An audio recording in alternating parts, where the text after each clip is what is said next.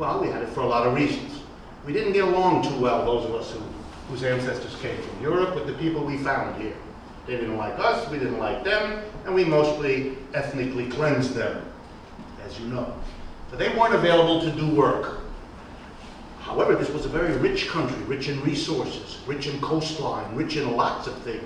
So capital was accumulating, money was being made, commerce was flourishing, but there weren't workers.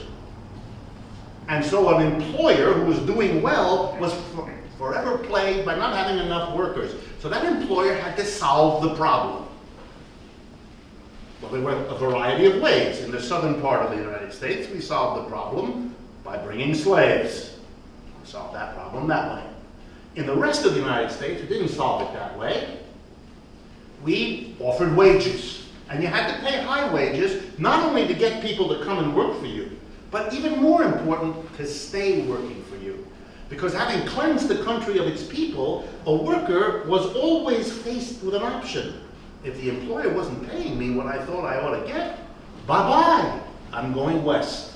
I'm going to get land, I'm going to have a place I can set up on my own. So you have to pay me to come and you have to pay me to stay. And wages went up, not because employers were nice, and not because workers were organized. They weren't.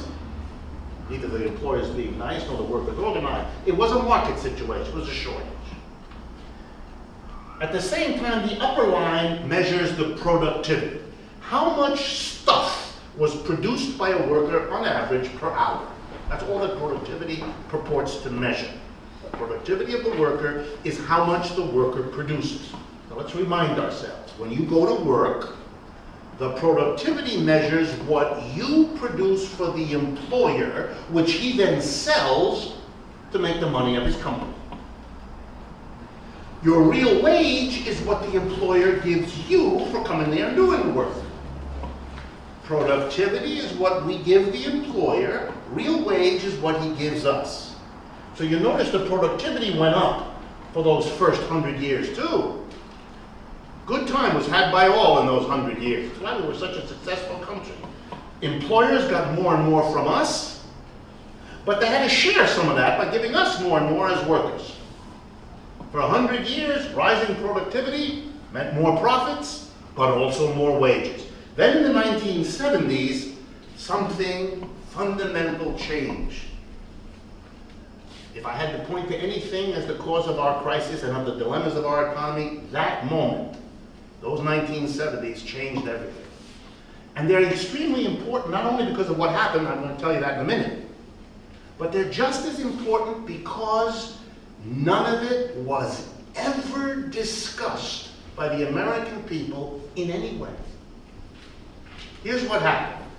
The labor shortage ended.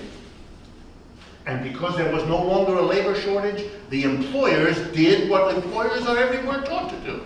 If you don't have to raise the wages of your workers, you'd be a dunce to do so. First day's class in the modern Master of Business Administration program. If you don't have to pay more wages, don't do it. This is smart. This is competitive business practice. They didn't have to anymore, so they didn't. And why didn't they? I can see from your faces it might be worth explaining this to you. Several things came together in the 1970s that eradicated the labor shortage. 4 in particular, real quickly. 1, the computer, the computerization of production. Vast number of people were not necessary anymore because their work was done by computers. Number 2, the movement of American enterprise to move production out of the United States. You know, American industry had a wonderful kind of situation after World War II. The rest of the world was destroyed. Our great competitors, Britain, Germany, Japan, wiped out basically as economic units.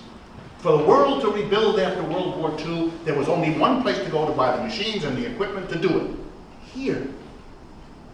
Americans went to work to produce the recovery from the war they had participated in.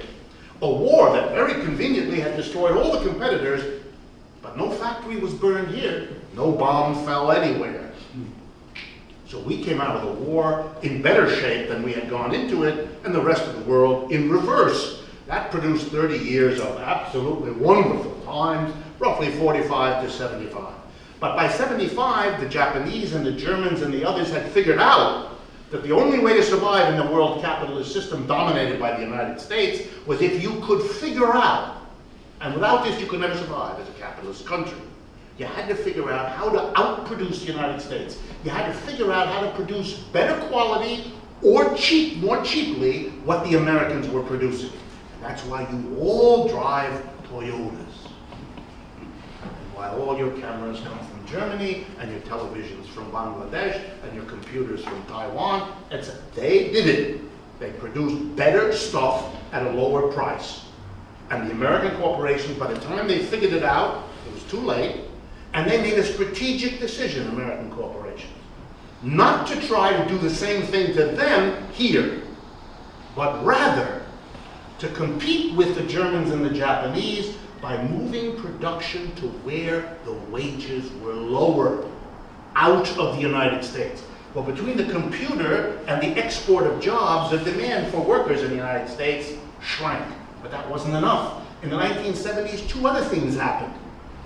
One, perhaps the single most important, the mass of American, quote-unquote, middle-class adult women changed the way they understood themselves.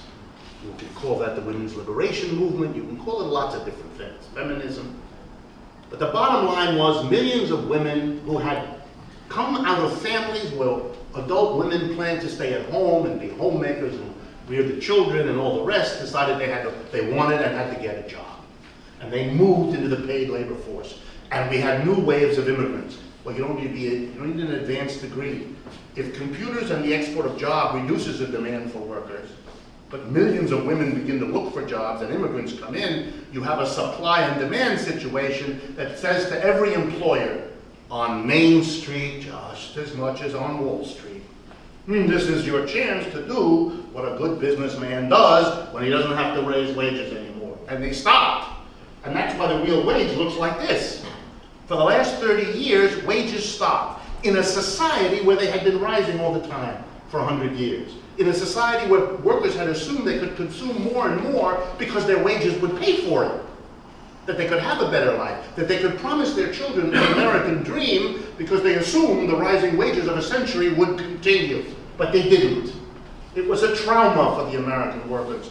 Doubly impacted because it could never be discussed. No president in 30 years ever went on television and said, our society has gone through a fundamental change, which we need to maybe talk about, and what we're going to do about it. And so in the American working class, already a highly individualistic working class, this catastrophe was experienced by the American working class family as a personal failure. My wages aren't going up. Other people's are, but mine isn't.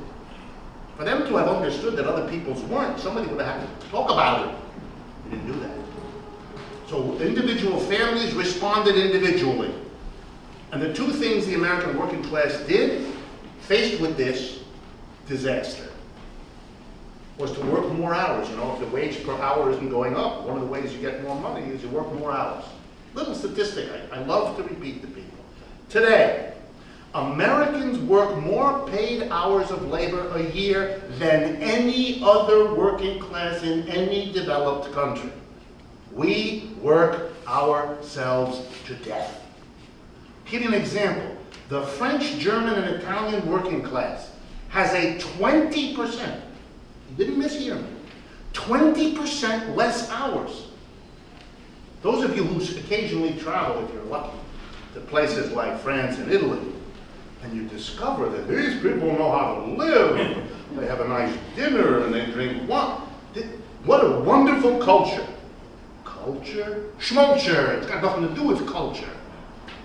They have the time.